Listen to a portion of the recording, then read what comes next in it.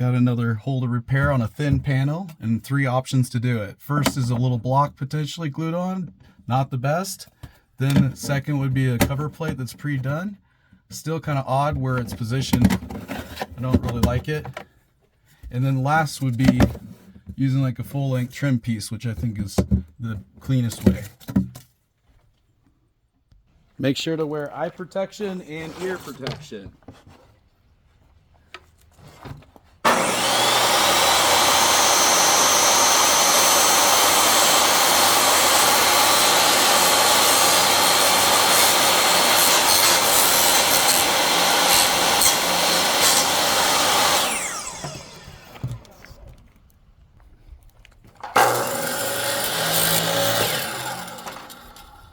Applying Gorilla Glue. Wooden brace, no clamps, nails, or tape.